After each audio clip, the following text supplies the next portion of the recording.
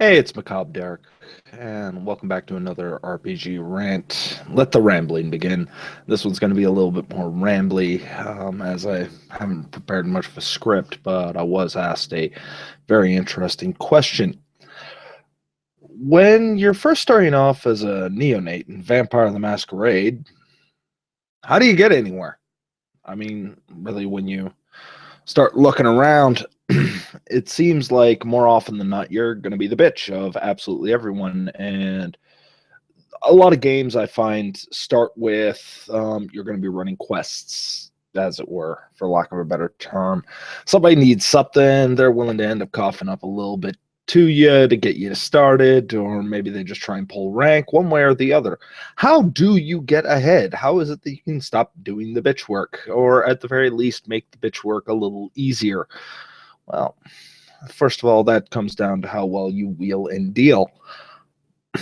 Now, admittedly, when the prince ends up asking you something, it's probably best to end up making sure that you end up doing it and doing it correctly. But the prince has more important things than to be guiding a bunch of neonates. So, more often than not, this comes down to your sires. Your sires should have taught you better. But unfortunately, your sires aren't in there all the time, and they're not in the thick with you. So, you came to me. So, let's say get started. First and foremost, before you start doing anything, find out what's already there. When I mean that, there's a lot of NPCs that have, over the years, over the decades, over the centuries, maybe, started building up their own power bases. This comes from some of them having influence in massive corporate empires, some of them having influence in the mob, some of them having influence in the docks. The train tracks is a personal favorite. You have these elders who've built themselves up. So it seems like they were born with this. And quite frankly, more often than not, when somebody ends up making a vampire setting, they don't often ask themselves how these people came into these circles of influence. In fact, most people, when they end up starting, will just end up looking at their character sheet and go, I'm going to take 3 dots contacts, 2 dots allies, 1 dot in influence, and hey, I'm off to the races. Sweet. Unfortunately, a lot of neonates don't get that particular privilege. A person with influence can be replaced, ghouled.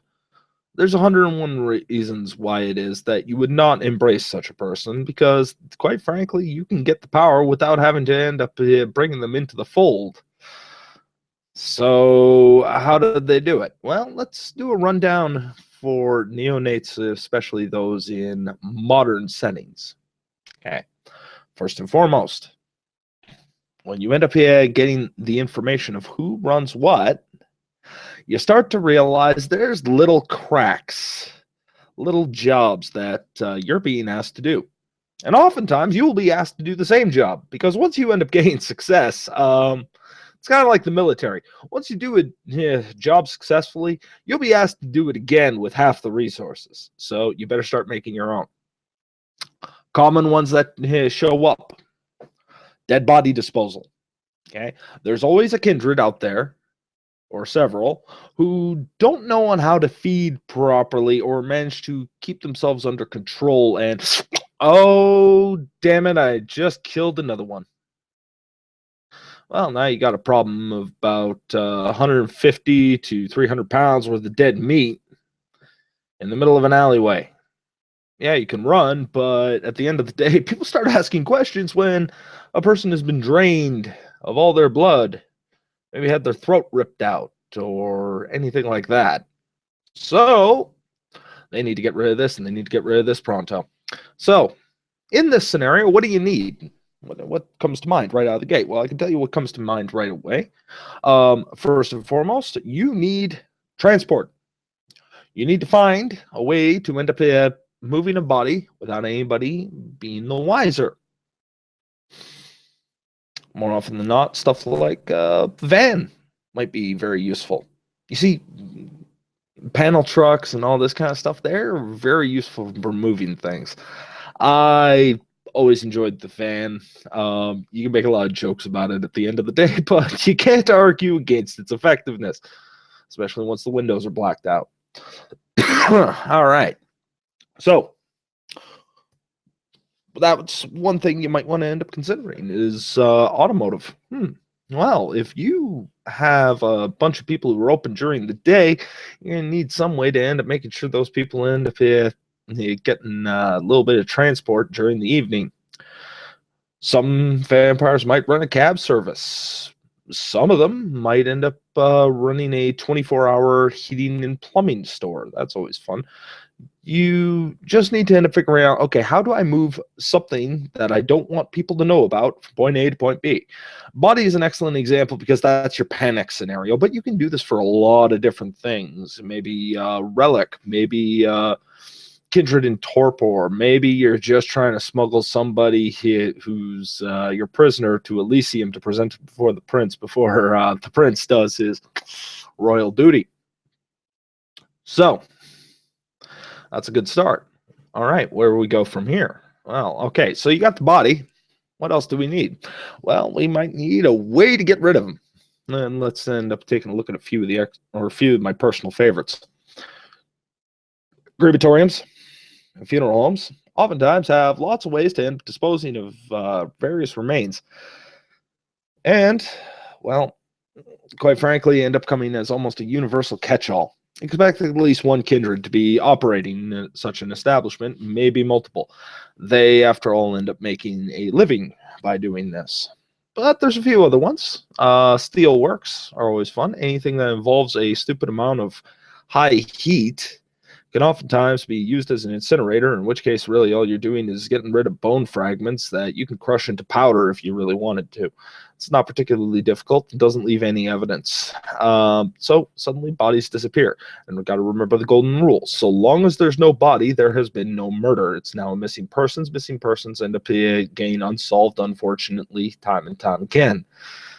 It's kind of sad, really, but welcome to the world of darkness.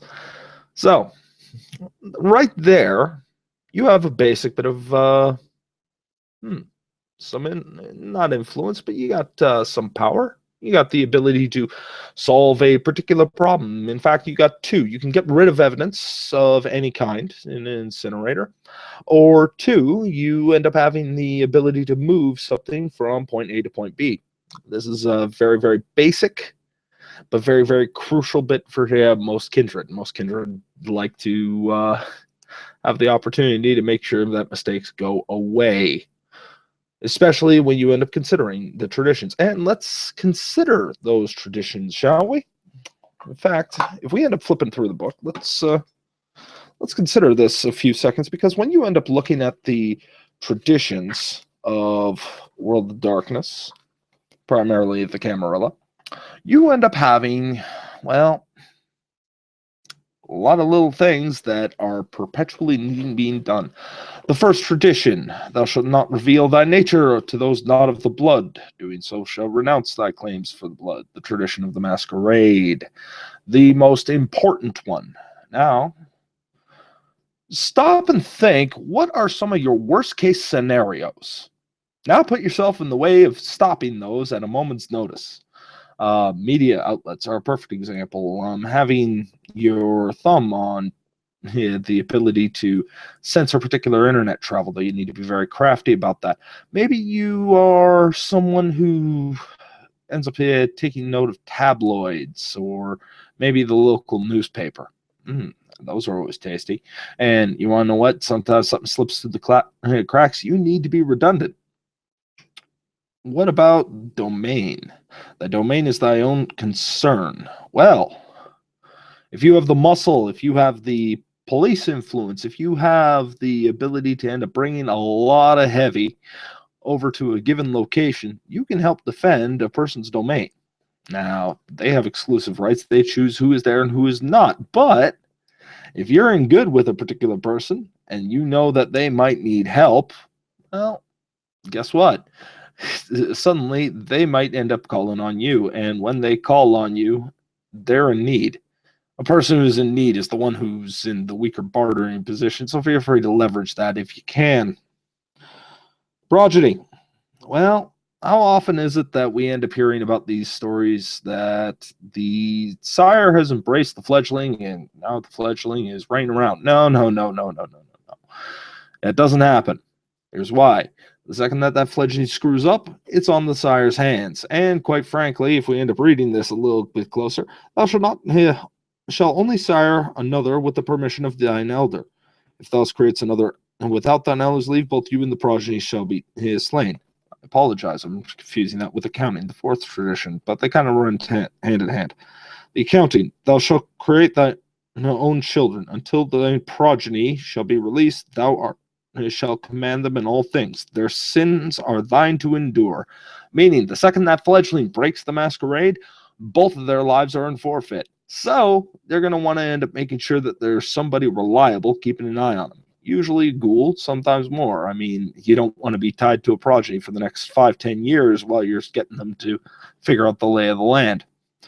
Ironically, a lot of neonates seem to be played with the idea that they were embraced yesterday and then just tossed into the fray.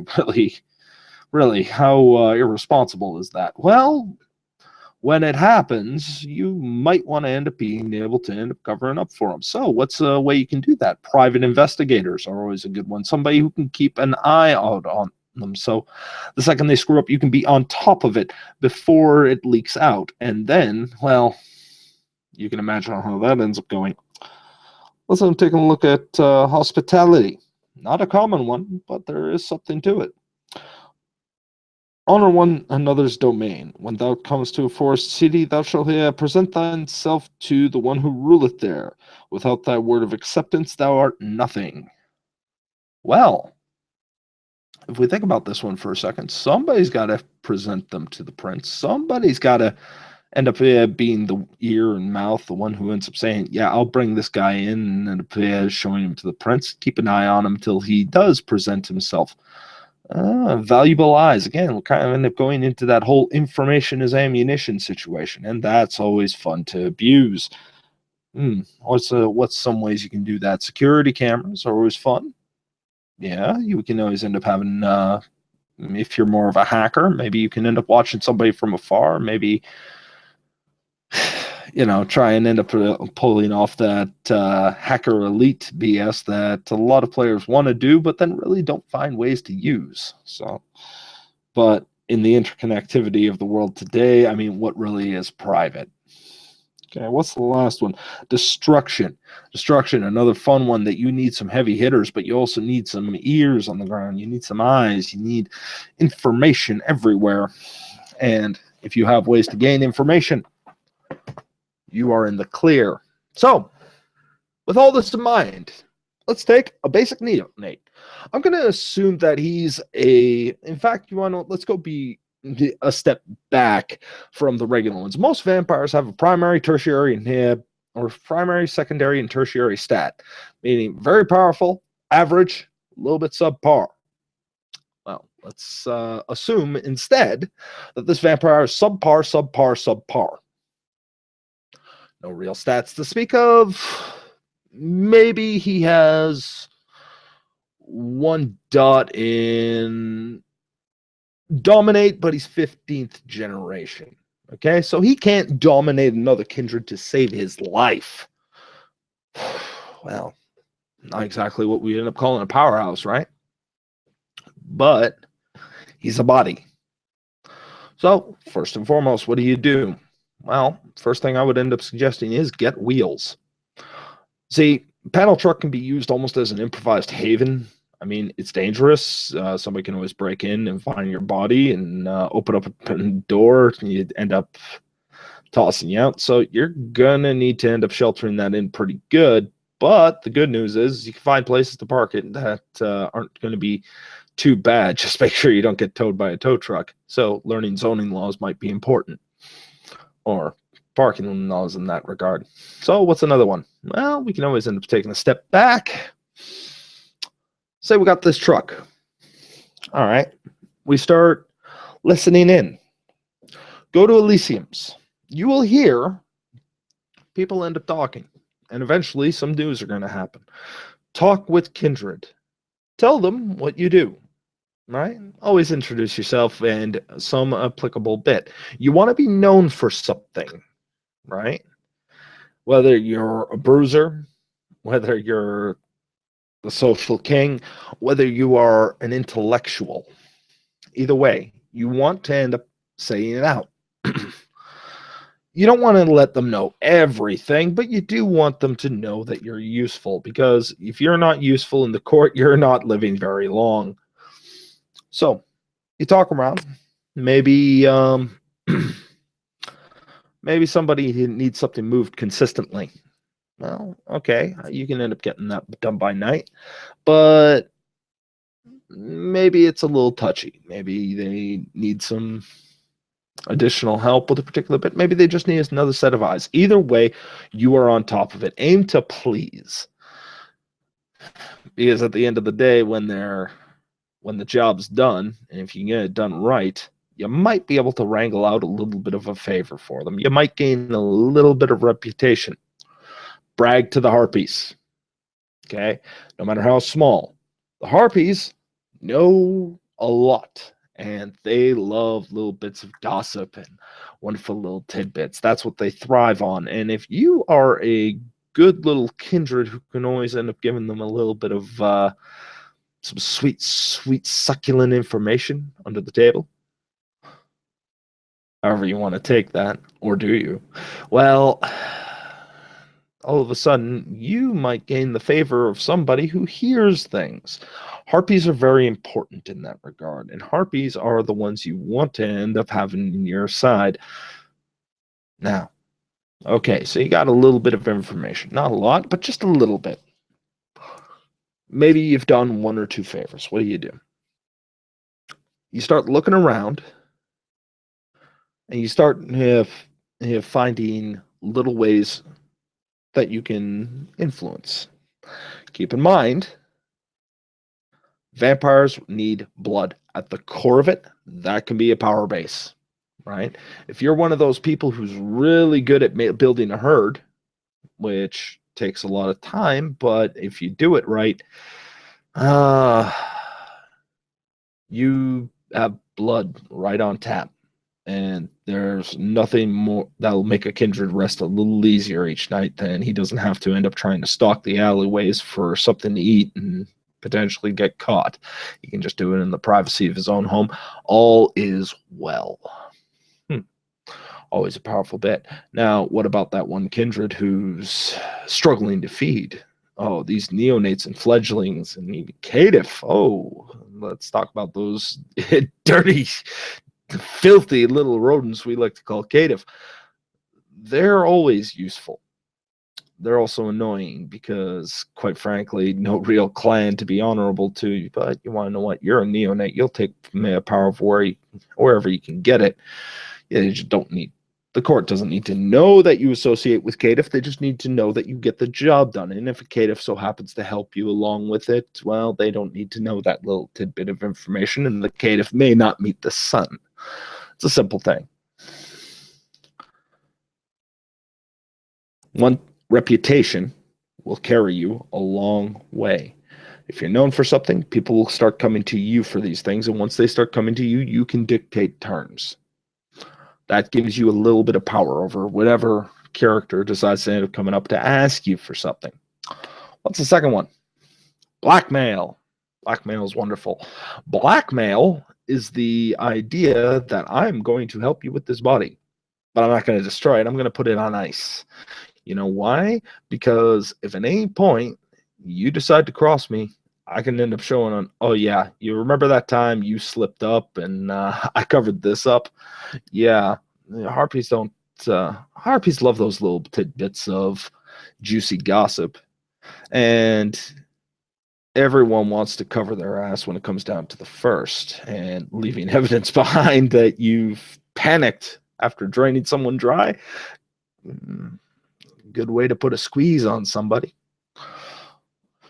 Get in someone's favor. Start learning about them. 3 is a little favorite of mine. Follow the money.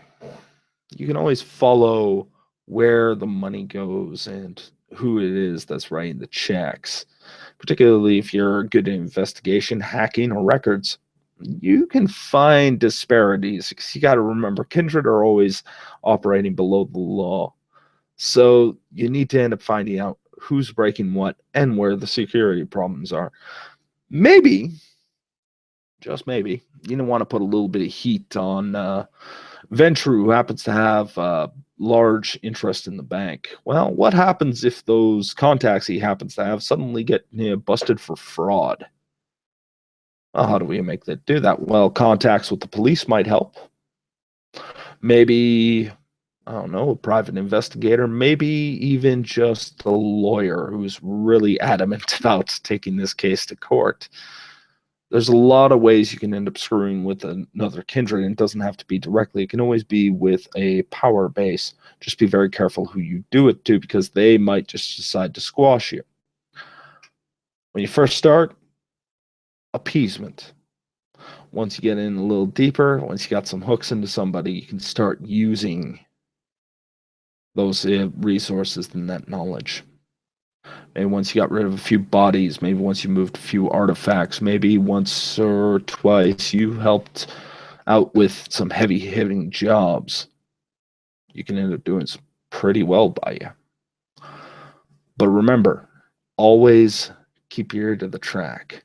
Always listen for the newest gossip. Always research into who the other kindred are. What are they doing? If you happen to meet a ghoul of a particular kindred, it might be worth it to end up taking a look into them. Their backgrounds might end up revealing certain weaknesses or certain little tidbits, like, it's always funny on how Mr. Johnson has lived a completely nice and moral life up until the moment he was ghouled, and then all of a sudden we find out his wife and child have disappeared. Reason being is that they're both locked in the basement, being offered to his benefactor as herd. Yeah, things can get pretty freaking deranged, but knowing that can always end up leading to some fun bits where you can end up putting a warning shot on somebody. Now, sometimes a little bit of information to spare yourself a large headache in the future is always worth it, don't you think? Remember to learn what people want. What do you mean, what do people want? At the end of the day, most kindred want things to just run smoothly and to be left alone for a good portion of their existence. Most of them don't go high on the social food chain, but not everyone was born a politician. However, if you are one of those neonates that needs to climb the ladder, needs to make something of themselves, well, now all of a sudden you got a whole bunch of people who don't do much of anything, but they might want something if it's easy enough, if it makes their day, and after all, many hands make light work. And so what if you owe a small boon, if you manage to end up in the end gaining that large one and a large amount of influence? So, speaking of influence, how do you get it? Well, there's the blunt way, which is always you can maybe blood bond somebody to you, get them to love you, get them to be enraptured by you. You are their one and only thought. Ghouls are particularly good for that. Ghouls don't need to end up worrying about the restrictions of sunlight. On the other hand, you might find that they end up degenerating into something horrible when they start trying to feed off of other people's blood because they feel that that's where they get their power, unaware that it's specifically yours. And then all of a sudden they have a few bodies on their hands. Maybe they heard you say something and misconstrued it as that's exactly what you wanted, as opposed to maybe a offhand comment such as, oh, I wish that person would go away. And then the ghoul gets it in their bright head to drive a gasoline truck into that kindred's haven via apartment complex. Just all these horrible things that can go wrong. Ghouls are very dangerous. They're very risky. They are technically a breach of the masquerade. But if they're useful, there's a reason that a lot of kindred keep them. Another fun way is to be the silent benefactor. If you're a Ventru or a Tremere, or maybe even Toreador, you have this innate ability to just make things better for a kind. You take that one person, much like Bartholomew said, take that kid from the mailroom, hard worker, bring him up, help him out. I mean, after all, you're an extra set of ears and eyes. You can end up forcing the person above them to take an extended vacation. You can use your imagination on that and bump him up a little bit. Bump him up again. Help him on the fast track to success. You know you'll be successful. It's just you want to give him a little bit of push because you're not willing to wait 10 years for him to get that promotion. No. Make it quick. Make it quick. Let everybody know he's doing such a good job.